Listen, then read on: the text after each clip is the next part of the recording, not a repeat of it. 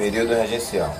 No período regencial do Primeiro Império, Dom Pedro I abdicou o trono para seu filho, que na época era menor de idade, e assim constituiu no Brasil o período regencial. A Constituição do Império estabeleceu que o Brasil fosse governado por 3 regentes eleitos pelo Poder Legislativo, enquanto o imperador não atingisse a maioridade. Naquela época, a vida política dos pais era dominada por 3 grupos políticos, sendo eles os restauradores, os liberais moderados e os liberais exaltados. Os restauradores e os liberais exaltados tiveram seu poder cada vez mais reduzido. O grupo progressista e a dos regressistas tomaram posse da política. As principais diferenças desses grupos são: progressistas eram favoráveis a um governo centralizado. Regressistas era favorável ao fortalecimento do poder legislativo e contrário à liberdade administrativa das províncias. Esses 2 grupos dominaram toda a vida política brasileira durante todo o segundo reinado.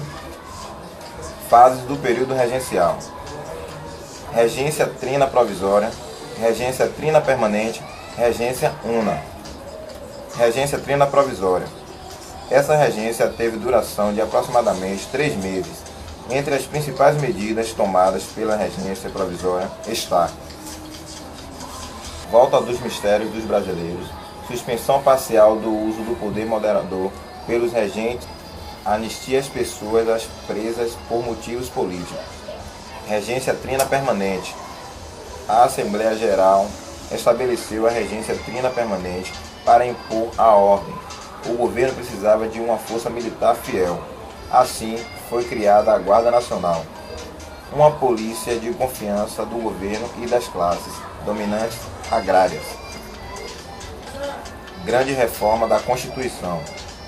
Em 1834, aconteceu uma grande mudança na Constituição, onde foi instituído o ato adicional que dizia: a regência seria exercida por apenas um regente, com mandato de 4 anos. Desse modo, as primeiras eleições tiveram a vitória do progressista Padre Feijó. Porém, na eleição legislativa, quem elegeu o maior número de representantes foram os regressistas. Regência una de Feijó. A situação socioeconômica da população brasileira era precária. Vendo tudo aquilo acontecer, a população não podia ficar de braços cruzados. Então várias revoltas estouraram no país. Entre as principais: Cabanagem, Pará; Farroupilha, Rio Grande do Sul; Balaida, Maranhão; Sabinada, Bahia. As temerosas revoltas populares foram fortemente abafadas pelas tropas da Guarda Nacional. Porém, o grande culpado disso tudo foi o regente Feijó, que deixou a situação do país descontrolada. O próximo regente eleito foi o regressista Araújo Lima, que preparou a lei de interpretação. Enquanto isso, a população pobre era deixada de lado e a nobreza tomava conta de um país imenso. Golpe da maioridade. Como os regressistas estavam no poder, os progressistas tiveram uma atacada muito inteligente para retomar o poder. Eles criaram o Clube da Maioridade, onde os membros lutavam para a antecipação da maioridade de um Dom I e II.